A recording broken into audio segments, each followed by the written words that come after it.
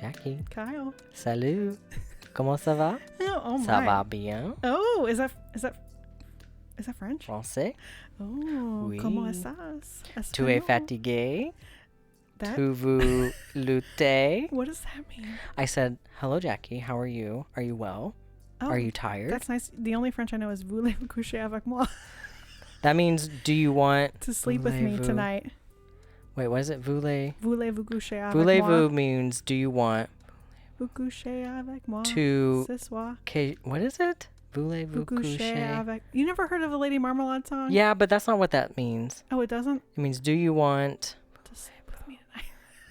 Shay? Voulez-vous coucher avec moi? I don't know. Something with me. Shay? I don't know what Shay is. I could be pronouncing it wrong. I do not speak Well, French. anyways, that was French. I said, how are you? Are you well? Are you tired? I am Tu es tired. fatigué? That means, are you tired? Je suis fatigué means I'm tired. Well, I took Spanish in high school and college and have lost it. Yo since. sé español también. Yeah, but ¿dónde está la biblioteca? Where's the library? Yeah. ¿Dónde está el baño? I would like to be a polyglot one day. That would be fancy. I barely know English. Me too. Anyways. Anyways, Tu es fatigué? Je suis fatigué. people are going to like just hit cancel. Canceled. They're Cancel like, culture. No, this is English only. This English only. This is America. America. Well, welcome to Two Tired Therapists. Two tired therapists. I'm Kyle, a tired therapist. I'm Jackie, a tired therapist. Mhm. And today, We're two tired therapists. yes, we are Mhm. together. We're tired. We're therapists. What are you tired of? So I think I have a another controversial, Oh, okay. or as you would say, brave Controversial, brave statement to make. A brave statement to make. I'm really tired about flags. Okay. Specifically like pride flags. And let me talk about Okay. why. Let me talk about why. Okay. I'm not being homophobic, but Well, maybe a little. I just why is that what we picked? You know what I mean? Oh, Why like- did we pick flags? One, to represent like okay. gay. Right. You know, like I didn't vote for that. Mm-hmm. But specifically like all these colors. Oh, like the rainbow color? Right, because now it's like you have like the pride flag, which is rainbow, but then you have like the trans flag, which is colors, and then you have like the asexual flags. And Right. so I'm not saying, so I want to propose an alternative Sure. because, you know, flags, that's dumb. You know who else used flags? Colonizers. That is very true. Colonizers. Yes. So if we're going to do flags, I put a vote of, I want flags, but like Game of Thrones. I want Game of Thrones style. I want like yes. the flayed man on a flag, you know? Yeah. You know, like Mhm, Bolton. mhm. I want like a 3-headed dragon. Because look, when we're doing Pride in June and you're walking down with a rainbow flag, do you think people are looking at that and feel threatened or No. anything? Do you want people to feel threatened? Though? Right. I do. I truly do. Because I don't think they take us seriously. Because we walk with these rainbow flags and people are like, there's the gays. Well, now. Do you think if we walked down with a flayed man on our flags, like a fillet. do you think they would take us seriously? I think Yes, they would. I think they'd somebody be would. scared. I don't think they would take our rights from us. Yeah. I think they'd be scared. Probably. Yeah. So I propose that if we're doing flags, we go like Game of Thrones and we do crazy shit like that. Because these color things aren't working for me. Because now it's confusing. It's like, what's that? What flag is that? I don't know. Which color? Because they Yeah. all got them. All the different there's letters have one. There are very many different kinds. And of flags. I love the representation. I can only keep like 2 or 3 of them straight. The rest of Right. them I forget what. Well, because what's it's what. like it's turned into like, okay, Russia and France, like they have the same colors, but okay, one's It's like horizontal, mixed, one's vertical. Yeah, I don't know. No, we're better than this. We're better than this LGBTQ plus Right. community. We're better Yes. than this. So that's what I'm tired of. So I'm tired of that. Tired of flags. Tired of flags. Well, something that I'm tired of, that I'm sure many people are tired of, but this one has been really plaguing me for a while, is bug bites. I'm so tired of bug bites. Why do they itch? I know that. Do you know? I know why. A mosquito bite is Yeah. because they have these little, like, I don't know what they are. It's almost bacteria or something, but mosquitoes have little critters on them that when they get on your skin, those critters then get onto you, and that's what creates the itch. I hate bug bites. Yeah. I just had a really bad bug bite on my rib cage. That was not a mosquito bite. Let's talk about it. How did it get there? I have no idea. We still have no idea. I don't know what bug it was. I had to go to the doctor and have her look at it. She measured it and it was large. She gave me steroids. What in the world? I'm not joking. You think I'm scared joking? to be sitting in your home currently. No, I don't know what it was from. We straight up, I had no idea. She asked me about 10 times. Like I was lying about not knowing what it was. She was like, what was that? I said, I don't know. It literally. Did you think it wasn't a bug bite? No, at first I thought it was like, I don't know. I remember, so that morning I like took a shower. I got out of the shower. I didn't put lotion on. I didn't use lotion. So I thought maybe it was like a little bit of dry skin or like maybe, I don't know, something like my shirt was rubbing on in like a certain way. So I started scratching it and Justin was also home that day. And I showed him and he was like, what is that? He's like, it looks like a bug bite. By the end of the day, it was huge. It was like, when she measured it, I think she said it was like 1 inch by 1.5 inches. It was huge. my gosh. There looked like there was like a bite mark. I thought it was a spider bite. I was freaking out. I thought maybe I got like bitten by a brown recluse or something that would have killed me, you know? And Justin's like, it's not a brown recluse. I think you would have been dead probably, within several hours. Right. And so I called I sent a little message to my doctor and said, can I like cream or whatever? And she was like, I need to see you like immediately. And I was like, oh no, this is bad because I think I'm dying. And I went and she was like, she goes, I have no idea what this is. No idea. She was like, but I'll give you steroids for 5 days. And she goes, I'll give you this like kind of medium grade, because like what you can buy over the counter is like low grade cream for like cortisone. Yes. Yeah. But like, so she's like, I'll give you the medium. She's like, if it's not gone by the end of the time you take the oral medication, the steroid, she's like, I'll call me and we'll have to look at it more. And it's mostly gone now, but it was huge. It was like that big. What were you doing the day before? Like, were you like skinny dipping in the Amazon? Like what was going on? No, I have no idea. We weren't outside. I don't know. She was like, at the end of the visit, I love my doctor. She's great. She was like, let me know when you find the bug. I was like, what do you mean I'm going to find the bug? I'm like, where am I going to find this bug at? Like, is it going to be alive still? Who knows? Like, spoiler alert, we never found the bug. Great. Yeah. I'm comforted by that. Yeah. I have no issue with that. So. Maybe Groot ate it. Probably. I'm tired of bug bites in general. Yeah. You really war with nature. I mean, I think this is the third time you've talked about being tired about nature. Which is sad because I actually enjoy like being outside, being in nature, but I don't. Doesn't sound like it. I know, but I don't like the natural consequences of being out in nature for long periods of time. Well, can't have your cake and allergies, eat it too. Bug bites. Mm-hmm. All the things you've Humidity. complained about. Yeah. All these things that I complain about. It's great. Well, so yeah. On that note, this is a Jackie episode. It is. Another Jackie episode where you're going to talk about my specialty. Yeah. Which is psychosis. Well. So psychosis is when you have detachment from reality. Mm-hmm. So you have to remember that when you talk to people with psychosis, is they're not probably operating on all cylinders. Right. Well, I remember. Not saying I do that on a normal basis. Well, sure. Right. Well, but yeah. Right. Well, I remember in grad school, one of our professors said with psychosis, there's a point where you don't know necessarily they're in psychosis, but there becomes a point where you kind of start to believe it. And then that's when you're like, oh, something's going on here. Yeah. Because they're kind of talking and you're like, okay, this is a little off base. But then all of a sudden it really takes a turn and you're like, oh, okay, whoa.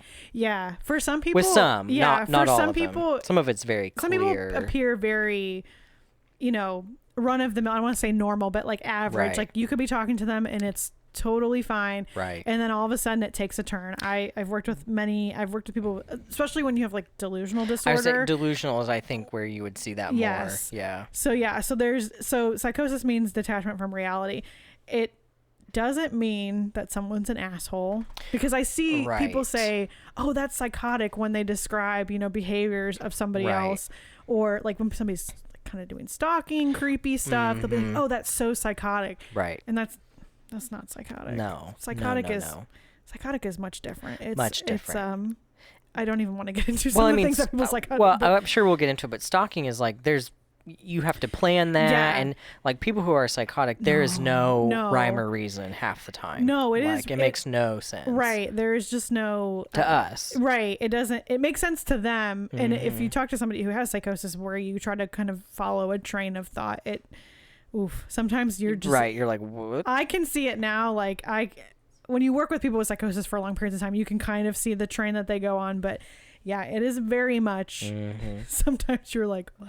You're like, where are we? So yeah, I hate it when I see it on the internet. People will comment on a story that that's so psychotic, and it's something that is just like, you're an asshole. The TikTok dancers, I have psychosis because, and then they're dancing, and they're pointing. I'm just gonna say, probably majority of people with psychosis aren't gonna understand even how to like make a TikTok fancy video. Like it's gonna be really difficult for them. But since we were talking about psychosis, I figured I would come with some facts and some statistics. I love it. That's what we need. Because I know people are really scared when they hear psychosis because you think it's crazy. People, well, they think violence. They think violent, which that's not 100% true. But so 3% of people will experience psychosis in their lifetime, whether that's stress, substance use, genetically, they're predispositioned to have psychosis. That's from the National Institute of Mental Health, if people want to look that up. I did get these facts from reliable places. From reliable, not just my brain, not TikTok. Or TikTok, my brain. So, and people who are diagnosed with schizophrenia, which is probably the most commonly known psychotic disorder, people diagnosed with schizophrenia are 2 to 3 times more likely to die earlier than the general population. Oh. Do you have any thoughts as to why this may be? Probably suicide. No. Right? No? No. Because they're murdered? No. Okay. I feel like I'm like real dark and deep, and it's not that bad. This statistic is from the World Health Organization. It is because people with psychosis tend to not seek treatment like for physical illnesses. So like they can be reluctant to go to a doctor. So like, let's say, they have diabetes, they most likely won't follow up with care. It's not because of their mental health diagnosis. It's because of like physical illnesses. Oh, interesting. Also, I know I don't have the statistic. I couldn't find it, but when somebody has psychosis and they're incarcerated, they're more likely to die 20 years younger than the average. Really? Because of illnesses, mental health, and just because they're in prison. So I couldn't find the actual statistic on that, but that's what it is. And so about 31% of people who are diagnosed with psychosis actually receive mental health care. Wow. So that's very it's like a third. Small. It can be due to so many different factors. So I don't want to say it's like, one thing over the other, but I would say what I've seen at least is family resistance to treatment, which is a big thing. Fear of seeking treatment due to like paranoia. If they're very paranoid, they're not going to come to treatment. Lower socioeconomic status is a huge factor as well, which makes it a lot harder to access care for people with psychosis. So family resistance is a big one though. Because, really? I've met a lot of people who the family doesn't want to admit like that there's something wrong. So they'll be like, oh no, this person's fine. And then they, the majority of people that I've worked with psychosis were in some type of, state hospital and or incarcerated. So, so not fine. No, not fine. And family didn't want to like admit that there was something wrong. And, some very sad cases I won't talk about because they're probably easily Googleable, but people who, were violent. But yeah, you are correct. There are people who are, I couldn't get the exact statistic, but people who have psychosis are more likely to have a violent crime committed against them versus them actually committing it. I've heard that because the stereotype is that they are the ones perpetrating. Like you're just going to walk by this person muttering on the street and they're going to like stab you. And it's like, no, they're probably not. The opposite. They might yell at you. Right. They might yell at you. They might yell some colorful things at you or say some weird stuff that you don't understand, but it's not going to be like, but more likely they're not going to take out a shiv and shank you on the street. It's not they're going to be the ones that's attacked more likely. No. And a lot of times you can kind of see it coming. Sometimes you can't. It can be very unpredictable, which we'll get into because I will talk. And I will try not to sound like a manic person because I just love it. But so I'll break down a little bit of psychosis. I won't go into a lot of detail because there's so many different ones we could talk about. And this could be like 7 episodes. Well, yeah, because you can experience psychosis in many different diagnoses in the spectrum. Yeah. So there's 8 different types of psychotic disorders. I'm not going to talk about each one because we would have probably 10 different podcasts. Right. And they would all be you. Right. With me going, Yeah. You were like, you would humor me so nicely. I would. I would. You'd be like, okay, Jackie, are you okay? And I'd be like, yes, I'm so. And No, you'd be like, I'm fine. And I'd be like, Thriving. just like Thriving. like pointing to all these papers, and you'd be Right. like, are you okay? But there's 8 different types. Like I said, the most commonly known one is schizophrenia, which I will probably talk about that one the most, just because it's the most well known. But like, you can have delusional disorder, which we mentioned. You can have brief psychotic disorder. You can have schizophreniform disorder.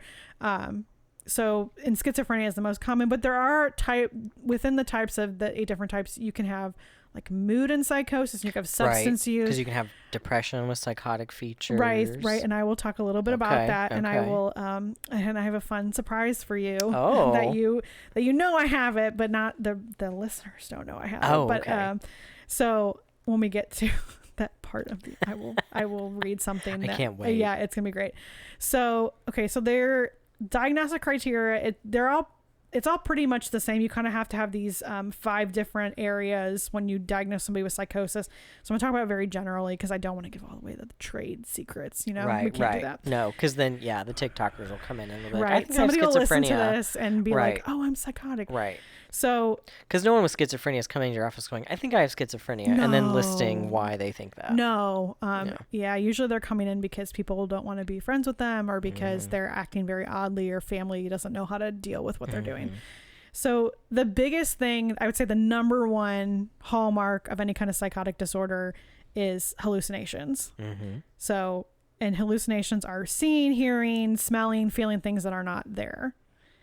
So there are some hallucinations that you can kind of lend to different psychotic types, like for substance-induced psychosis, I'll talk about it. But like, you see a little bit different of hallucinations for like schizophrenia and some of the more like traditional, I guess, psychoses. It's mostly like auditory hallucinations, so you hear like voices.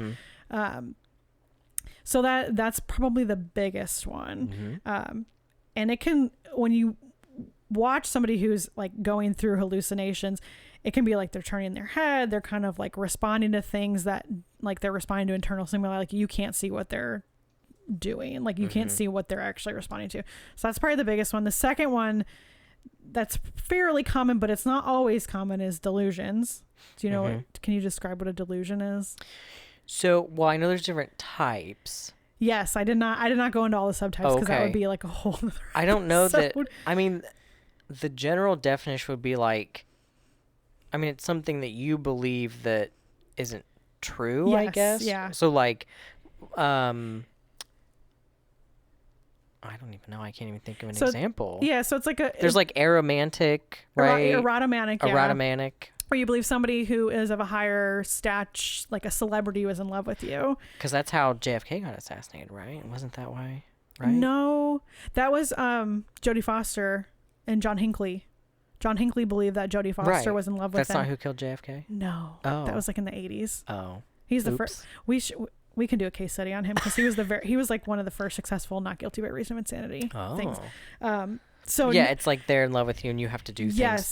They want you to do things. I've worked with people who have erotomanic delusions. It's very difficult to work with them a little bit. But then there's paranoid, where you think someone's out to get you. Yeah.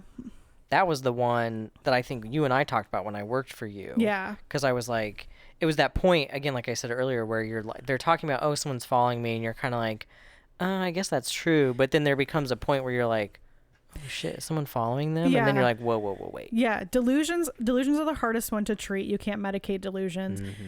And what's tough about delusions is it's something that you believe, but that is false. But even when you're confronted with like the factual of like, this is false, you still believe it. It's like no amount of evidence. Like if you were to it. tell me the sky is green and I'm like, no, Kyle, look outside, it's blue, you'd be like, nope, it's not. Like that's a very like watered down version, but that's what it is. And delusions are, like I said, I've worked with people who have delusional disorder. It is really hard, because you can almost be like average in all other facets of your life, but as soon as you touch that delusion, it goes wayside real quick. And sometimes it sounds very realistic and believable, and you're kind of like talking to them, and you're like, oh, that sounds legit, like, oh wow, right. And then you kind of touch on it, and then when they get more comfortable and you build more rapport, then you start to go into detail, and you're like, oh no, this isn't this doesn't, oh no, this isn't good. Right. and right. then you kind of, so delusions can be really tough, but they, I would say hallucinations are more what you see, but you can have both. You can have all of these things, by the way. You don't have to have just one. Sure. The other one that's a pretty good hallmark is disorganized thinking, which is pretty much what it sounds like, is your thoughts are disorganized. You typically see this when you can see this in someone's speech the most, because they can't really form a coherent sentence. They can't a way that one of the ways is like word salad, which is essentially you just say a bunch of words that don't make sense. Like, I can give an example. I had a lovely client when I worked at the prison. He would give me probably one coherent sentence a year if I was lucky. Usually it was about the weather. He'd be like, "Oh, it's sunny outside today," and you'd be like, "Yes," and then he'd say, "John Lennon pork chop blue train," and you're like, "Okay, right, true." And you would go by his cell and he would just be talking, and you'd be like, "Hey, how are you doing?" And he'd just say, "It's poppy seeds in the toilet," and you're like, "What?"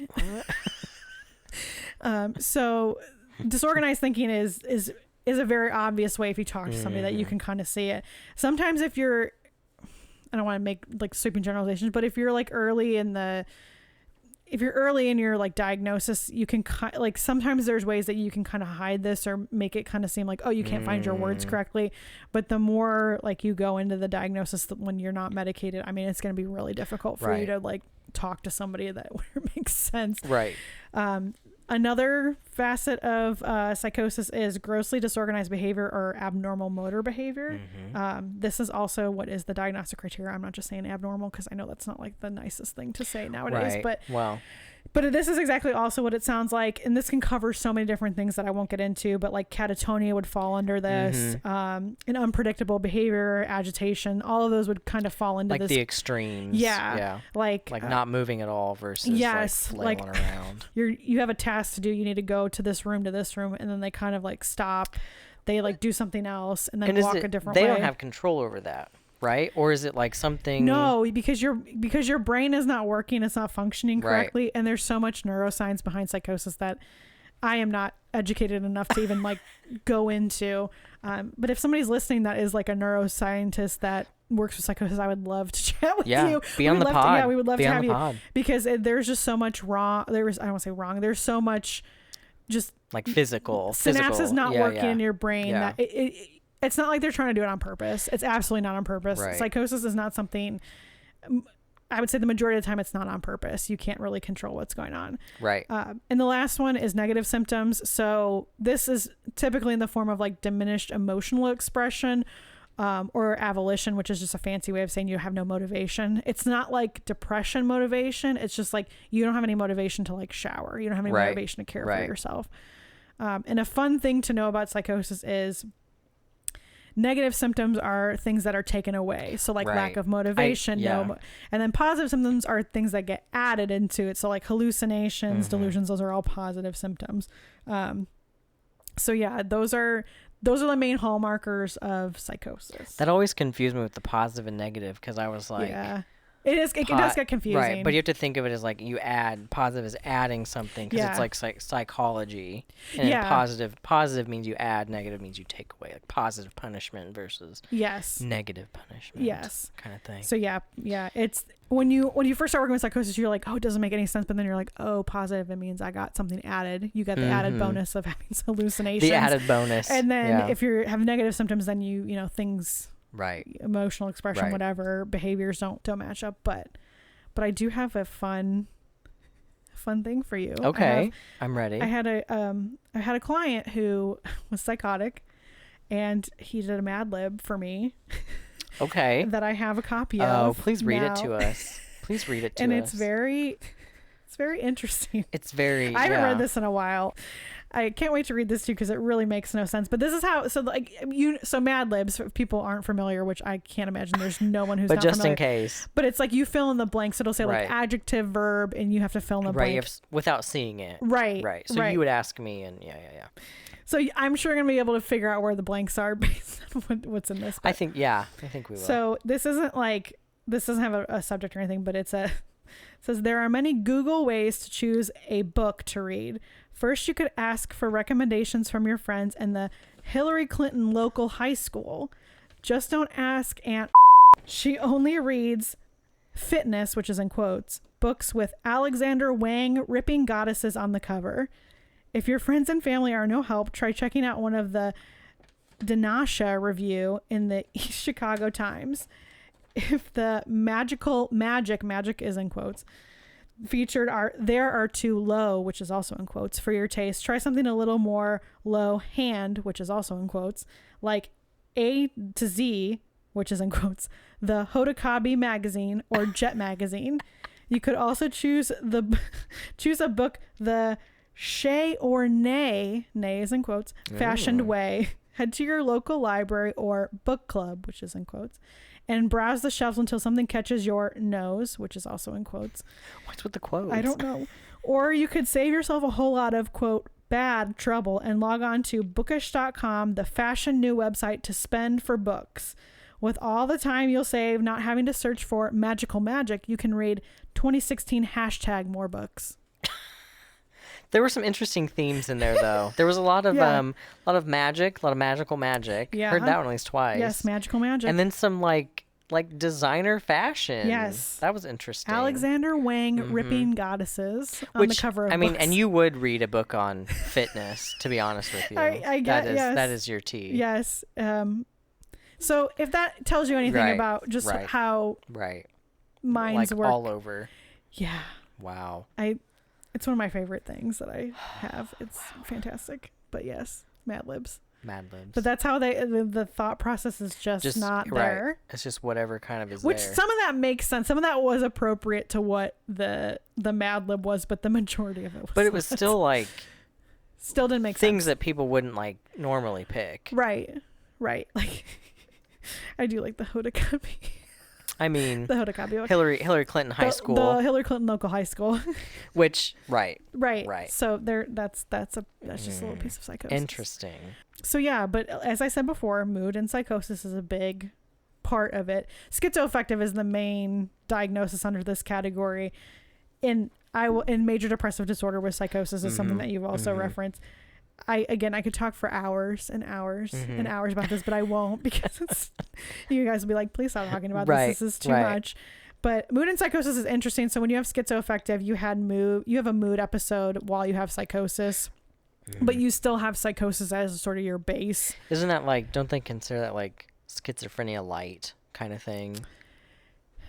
Ooh, that's interesting. Right? I've not heard it like that, but I think a lot of people confuse schizoaffective and schizophrenia because some of the hallmarks of a depressive episode, like not caring for yourself, like being sad, like having no motivation. I think sometimes people get diagnosed schizoaffective when they really just have schizophrenia.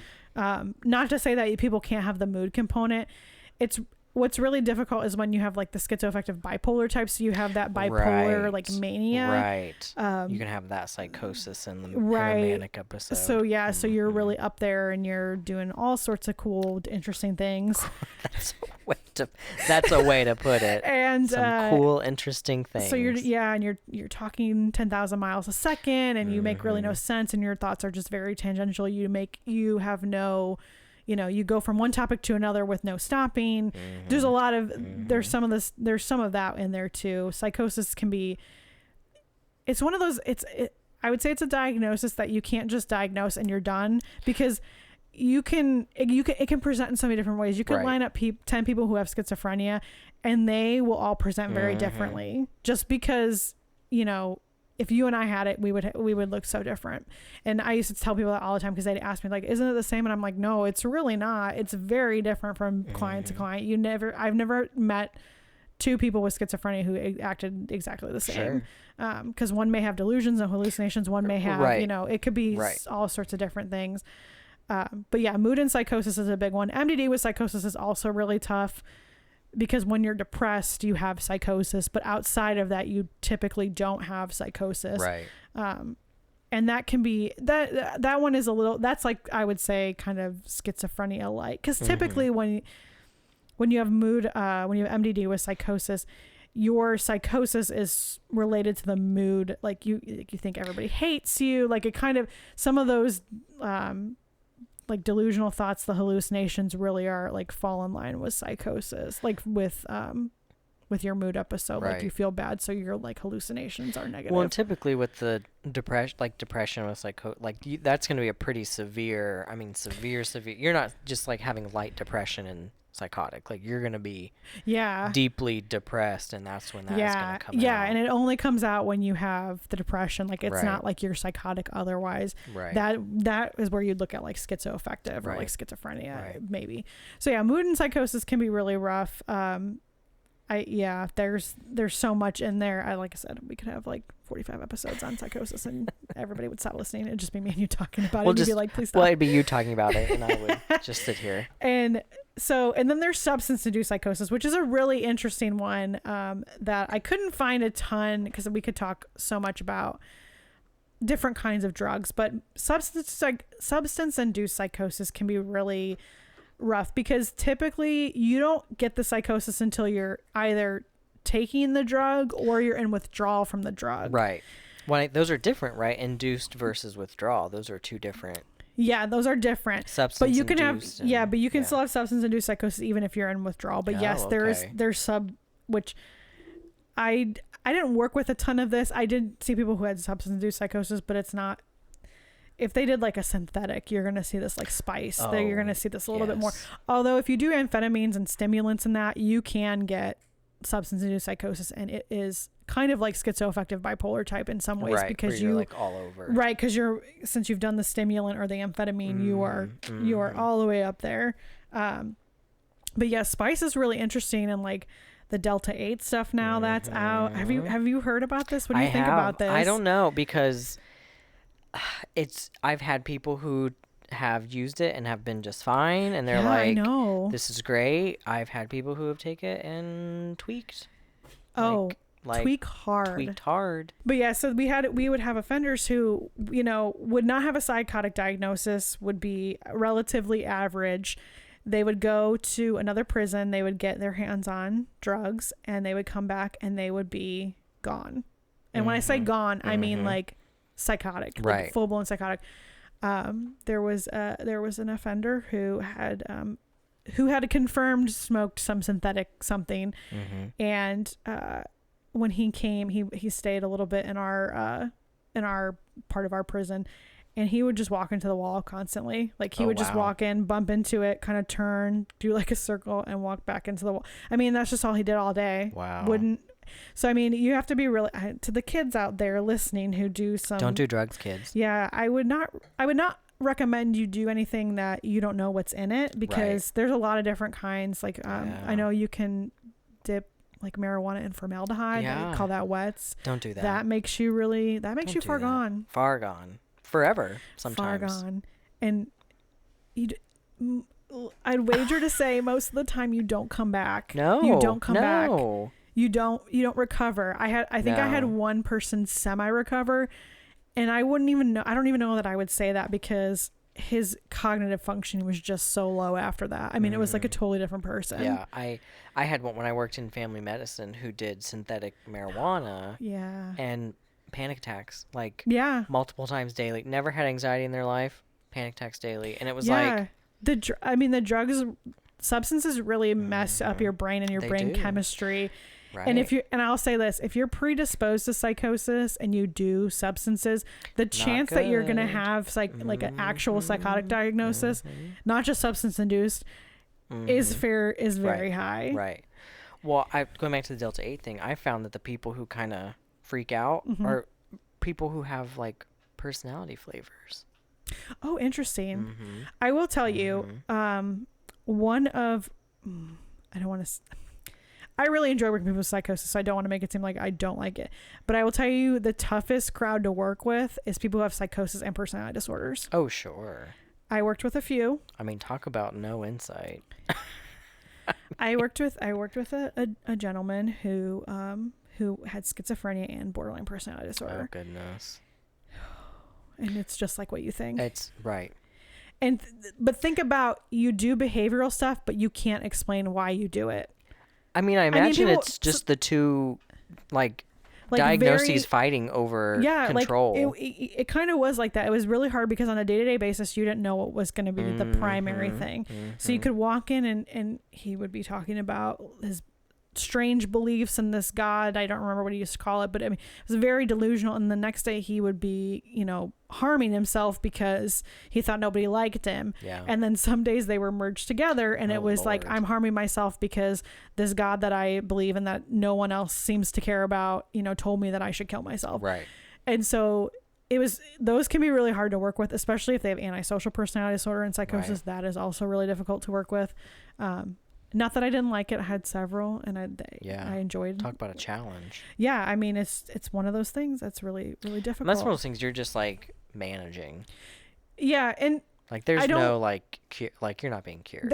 And to an extent, when you have somebody with psychosis, especially when they're like really, really sick and they've not been medicated, you are managing essentially until they get to a point where you can kind of work with them a little bit. Right. And when I was in the prison, I mean, we were getting people who were not medicated or hadn't taken their meds for a long time. Because they're too suspicious. Half the time they won't take medicine, right. And so, and we can get into some of that in terms of like treatment and what that looks like.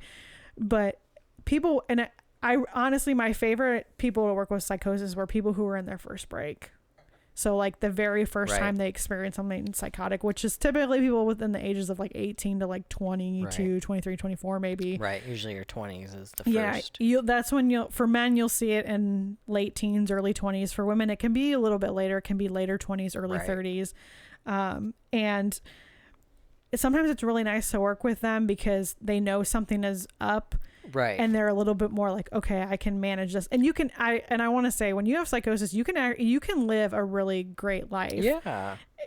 You know, a lot of people I think, oh, once you have schizophrenia, you're like, let's put you wherever. You can be extremely functional. You can be so, and I think a lot of people forget that because they think, oh, this person's insane. They're crazy.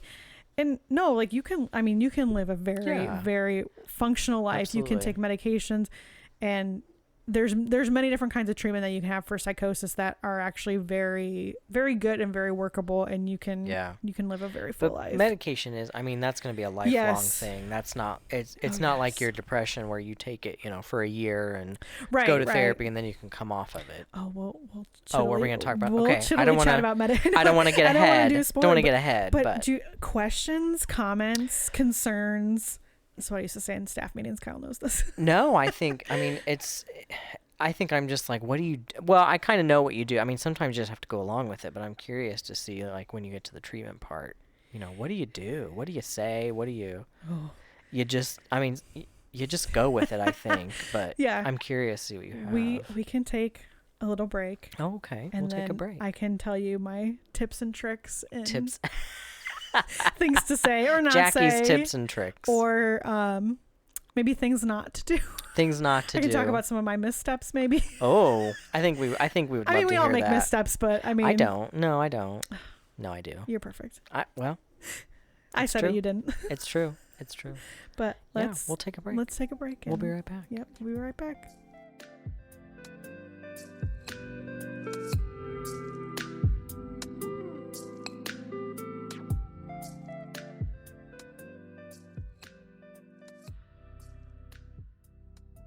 We're back. We're back. Break.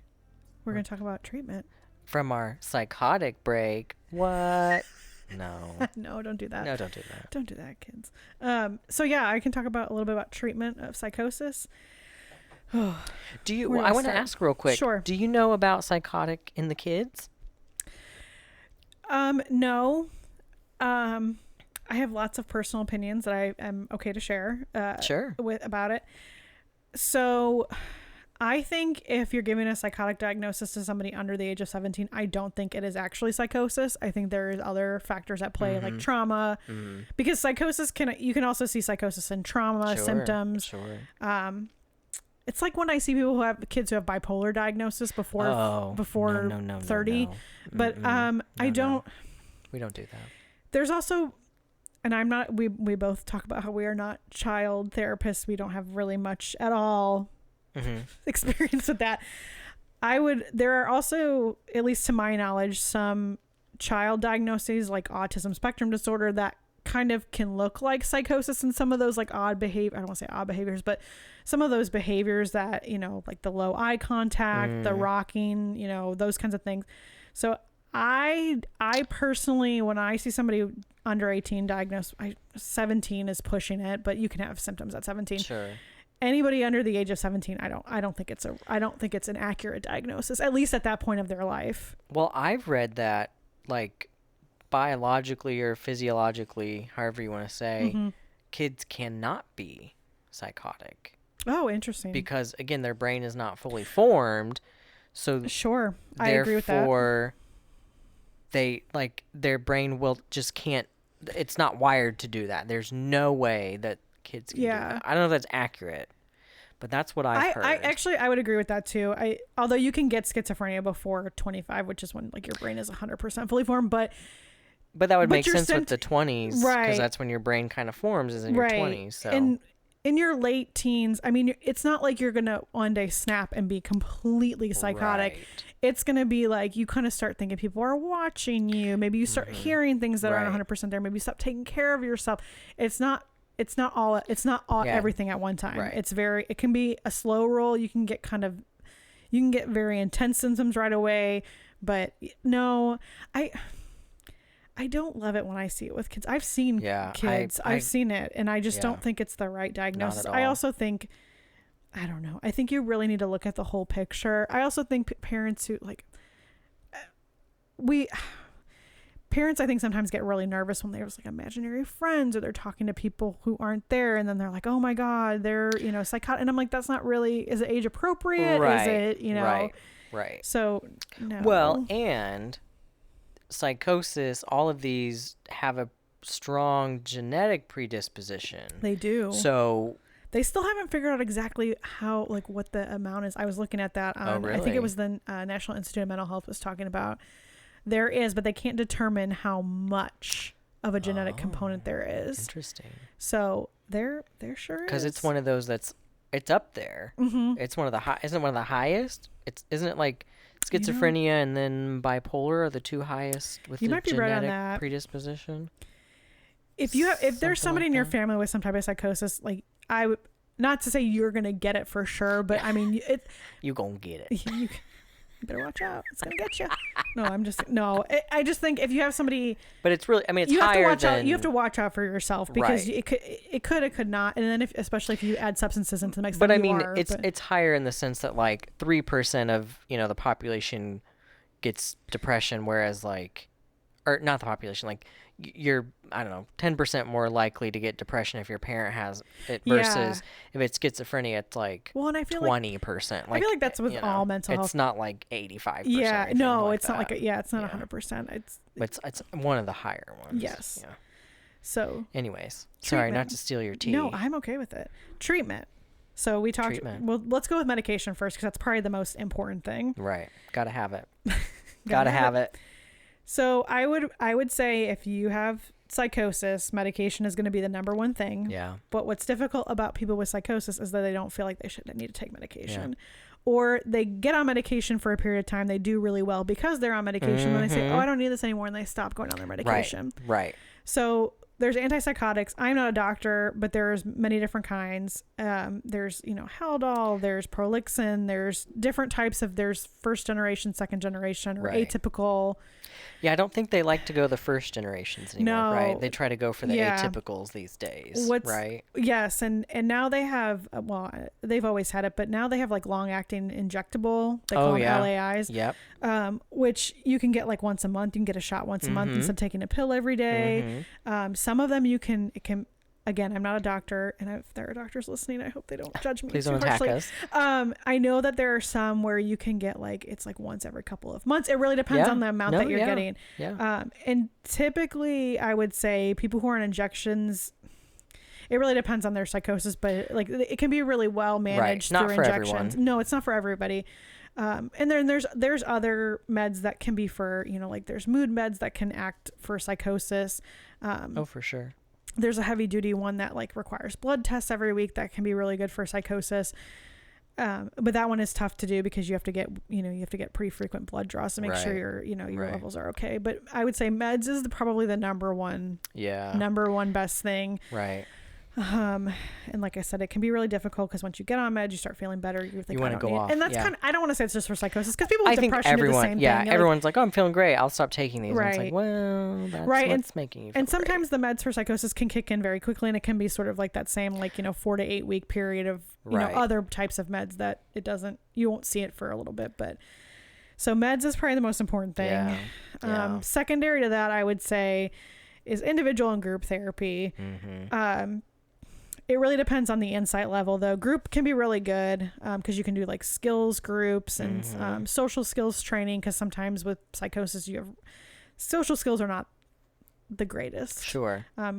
I ran groups for a while, and I did therapy for several years with people with psychosis. And sometimes there really is, you don't have to say a lot. Sometimes you just go with it. Yeah, I mean, yeah. And you just say, okay, well, how do we practice our anxiety, anti-anxiety techniques, or how do we practice good boundaries with the people who are in our cell that we don't want to be there? Treatment is, did you shower today? Did you eat today? Yes. Did you change your clothes? Did you put your the basics? Yes. Why is that so terrible? It's not. And when they improve over time, then you can do a little bit more. And I've had many guys who are extremely psychotic, like word salad, make no sense, psychosis, get on meds, do really well, engage in therapy, and are kind of like, they're coming in now for depression, anxiety versus, the psychosis. Yeah. So individual and group therapy, a lot of it is like, social skills. A lot of it is just modeling appropriate social skills and boundaries because they just don't understand. Another thing, if you're on the community, is skills training and development, like taking care of your activities of daily living, like teaching those. Because I can't, in the prison, you can kind of do some of that, but out in the community, you may, you can get on a team where you have like a care coordinator, like a skills clinician, a therapist. Make sure you schedule your doctor's appointments and go to them. And how do you balance a checkbook? Right. And all Yes. that kind of Yes. stuff. All those things like teaching. Yes. Exactly. Money management. Managing your symptoms. How to make a doctor's appointment. How to go to a doctor's appointment. Right. All of those things are treatment. In terms of I guess my tips and tricks of what to say versus what not to say. I will say, when I worked with some of the most sickest individuals, I typically treated them like what they were telling me made sense to me. Mm-hmm. Another example I can give is, he was not one of my caseload, but it was just an offender who was very, very sick and was going to another facility, was discharging. And a bunch of us went to his cell door to say goodbye because he'd been there for a long time, and we were saying goodbye. And we were like, hey, it's your last day. And he was like, yeah. And we were just coming to say goodbye. And he said, okay. And he looked at me directly and went, German macaroni cookie? And I said, yes, absolutely. German macaroni. And then he said, how many spaghettis are on a plate? And I said, 46. And he said, thank you. And then that was it. I just answered it very serious. But I treated them like what they were saying to me. How is that any different than when someone comes into your office, who you've never experienced, right? If someone comes in, for example, I've never had a panic attack, but that doesn't mean I can't help someone. Right. How is this any different? And I laugh telling these stories. I love that. And sometimes you had to laugh. But that's therapy, sis. Right. That's therapy, sis. Let's have that conversation. Right. And so sometimes you had to laugh, and sometimes they would be making a joke, but it didn't make sense. I wish I could remember some of the ones that they would tell me, but they would try to make a joke and it wouldn't make sense, and they would laugh, and you just would laugh along with them. And then they understood that they were part of it, like a joke, and they made it funny, and they really loved it. That makes my little therapist heart swell with joy. And then, on the flip side, when they are not having a good day, well, it's called we don't engage. Sure. Because we need a moment. You don't want to agitate them further. No. Some of the offenders would have bad days, and they would be in their cells shouting. And they're allowed to. And you just don't engage. They're screaming at you, yelling your name, saying fuck you. Sure. You just keep walking. Sure. You're not going to make it better by doing anything mean or rude or being rude back to them. If they have a specific delusion, hallucination about something, I would not poke it. I don't know why people do that. People do that. And I think that's so terrible. They do. They're like, that's not real. Don't. Yeah. I remember in one of my other jobs, there was a therapist that she worked a lot with people who were seriously mental ill. And she had one, I always remember the story where she said it was someone she'd worked with for a long time, and they were kind of coming out of a psychotic episode. And she said they sat down one day and she said, so how are you doing? And they were like, well, your face is a demon right now, and I'm trying to figure out if it's real or if I'm hallucinating. She goes, okay, well, do you want me to respond to that? And they were like, yeah. And she goes, I'm not a demon. And they were like, are you sure? They were like, okay, I'm going to go with that for the rest of the time. And like, it was just so, just like how she told that of like how the person was like, okay. Yeah. There's two parts of me fighting right now. You look like a demon, yeah, but part of me knows you're not a demon. Right. Right. And that's a great way to handle it. And just like her response, so nonchalant, like, okay, all right, that's what we're dealing with today. So trust and believe. I would have people tell me, there's somebody behind you right now. There'd be nobody behind me. They'd be like, there's somebody behind you. There's somebody touching you. There's somebody about to punch you in the back of the head. And I'm just like, okay. But see, doesn't that make you think like, you know, I mean, if we're gonna go there, my coworkers and I, when we all worked in the prison, we always talked. We were like, you know, are they the ones who are normal, right? In quotes, right? Who's and the crazy, rest of us right? Don't actually see these things. No, are they looking into another dimension? Right. Like, a lot of times, like especially if you have somebody who's really heavily responding to internal stimuli. Sometimes you can sort of have a chat about that. You can be like, hey, like I would always ask first out if they were kind of turning their head or like turning around and talking to themselves. I'd be like, hey, what's going on?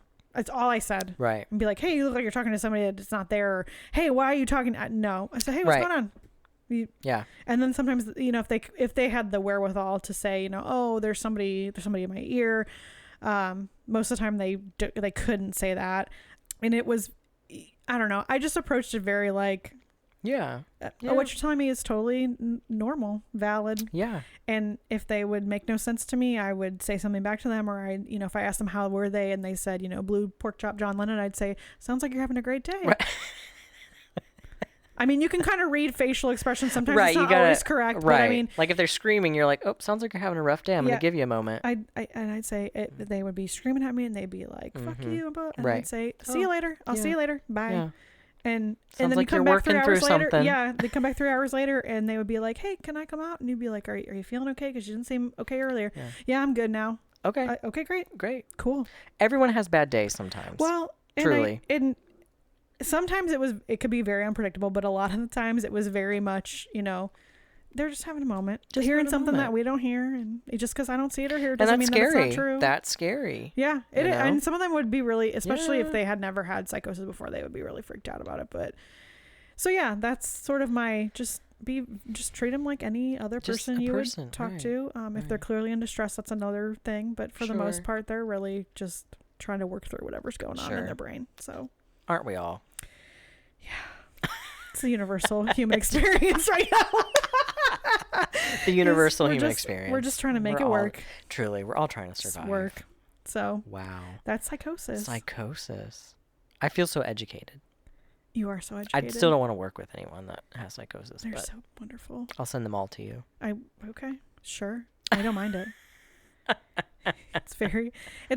Our mutual friend Claire used to tell me it's like I could work with kids because I had people with psychosis, and she's like, this is exactly what it's like to work with kids, and I'm like, it's different to me, but that seems very different, but also I kind of see it. I guess it's very matter of fact. I guess, but we talk about Claire a lot. We need to have her on the podcast so people know who she is. Claire, if you're listening, we want you. You better be listening. We want you. Yeah, you better be listening. 1, 2, we want you. Yes. On the pod. So wow. There's psychosis. All wrapped up beautifully in a little bow. Well, I mean, since Fetch or Flop went over so well last time, we thought maybe we would do it again. Yes, we should do it again. And so I had said I had some already that were, these are just kind of random. Okay. These were just when I kind of thought about it that day. It was going through, Facebook and stuff. So Fetch or Flop, Fetch is good. Right, Fetch is good. We like that. Flop is bad. We don't like it.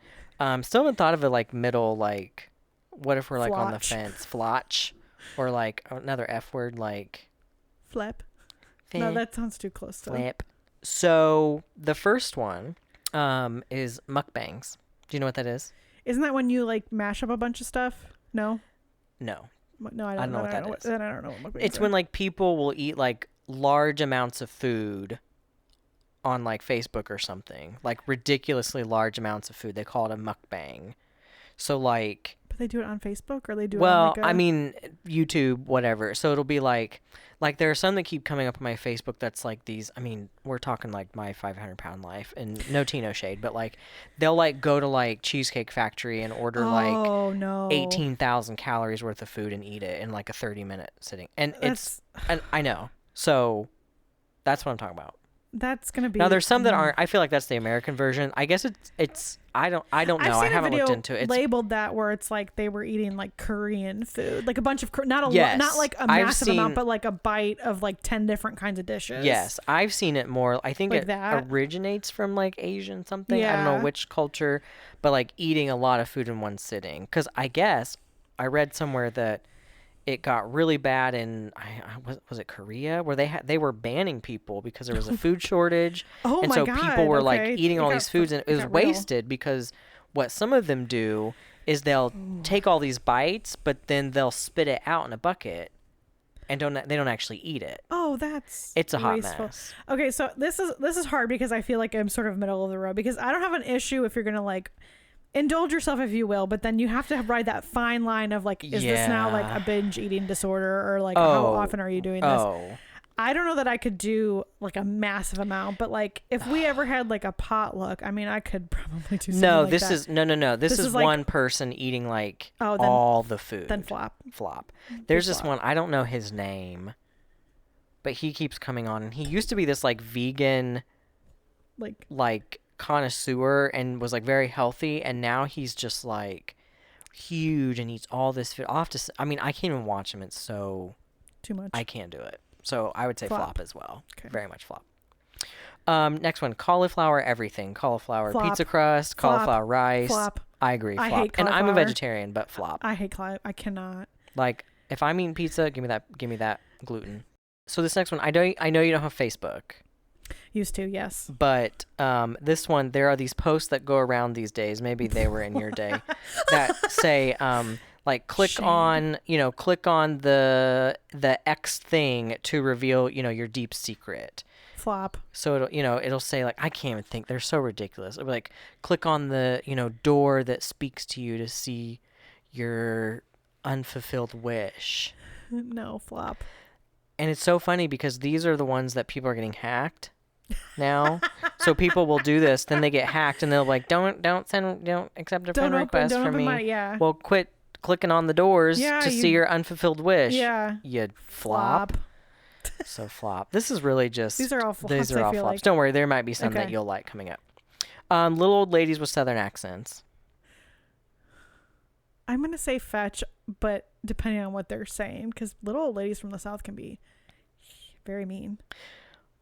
I I think like Southern accents. I don't mind. I Southern don't accents. remember exactly what I was watching, but at the time I remember it being cute, so it's a fetch for me. Yeah, like it's a they were doing fetch. something cute.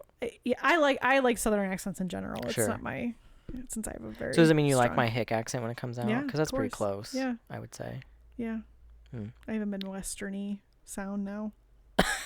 More than I used to when I lived in another Midwestern state. The state I'm originally from, I had a very strong accent. Really? Yes. Interesting. Sometimes you can hear it in certain words. If I'm talking for a long period of time, you can hear it on certain words, but not now I have my current Midwestern accent. Your current proper yes. city accent now. Mhm. Oakley's. Flop. Yeah, I agree. Flop. You don't look cute. What are you doing? I had an ex-boyfriend who was very into Oakley's, like to the point of like he would take very good care of these sunglasses. Well, they're expensive. Oh, I know they're I get that, expensive, but you but look like a they're big ugly. fat douchebag with You- them on. I'm sorry. No, there's no need to apologize. And he had them in like red and orange, and the my lenses were God. blue. Oh my! I'm over it. Flop. He was Flop. a flop too. Flop tentacular. Yes, he Yeah. was a flop too. Last one. The Olive Garden. This is tough for me. This is very tough for me. I think it's a flotch. A flotch. You're in the middle. I'm in the middle because it's hard. I do like Olive Garden, but it's not something I would act like if we went out as a group and we were like, let's go to Olive Garden, sure, I'm there. But I would like on a date night with producer Justin, I would not be like, let's go to Olive Garden. No. Their breadsticks are fire, and their fire. salads are Everything. fire. I have to go with Fetch because, again, from like small Midwest, like Yes. growing up, like Olive Garden was the nicest restaurant you could yeah. go to where I'm from. Oh, when I was in college, my It was that or Red Lobster. yes, those were the nicest. When I was in college, my boyfriend at the time came and visited me, and we tried to get to Olive Garden for Valentine's Day, and it was booked, honey. You can't get in. Do you know where we went instead? Wendy's. It was the greatest. Oh my It was the best thing God. ever. It Flop. was the greatest. No, that Flop. was Fetch. That was a Fetch Tina. Fetch Tina Spears. Yes, Fetch Tina Spears. That was so good. Yeah, but yeah, it was completely booked. There was a line out the door. Absolutely. You couldn't even get a reservation. Absolutely. Walk up there and they were like, it's at least a 3-hour wait. It was like It's 7 o'clock. I was like, ridiculous. there is no way you guys are going to be open till midnight. But I love it. the food is. People make fun of me good. all the time now that I live in the big city. I'll be like, ooh, Olive Garden. They'll be like, there are plenty of Italian places to go to. Yeah, And there I'm are like, some really good Italian but not places. like the OG. No, did you see the article recently of the couple that did their engagement pictures at Olive Garden? It made Yes, it look like Italy. and people that thought it was was fancy. Italy. See, I'm not mad about it. I was like, that looks great. only I at the couldn't even Olive be mad about Garden. it. Only at the Olive Garden. And they like edited it out so you couldn't really tell. It looked like they were in like Tuscany. It was very I love it. yeah. I I had no love problem it. with it. Well, what a wonderful edition of What a wonderful addition. Fetch or Flop. Fetch or flop. I love it. Fetch or flop. We'll have to come up with a middle ground. Flotch. I don't know. I know that doesn't work for me. Fletch. No. Flape. It needs to be another. Okay, now you're just making shit up. We'll have to look up F words. Well, anyways, We've- on that we've- note, we've kept you we've kept long you. enough. Yes, we have. Okay. All right. We'll Okay, see friends. you next time. We'll see you next time. Bye-bye. Bye.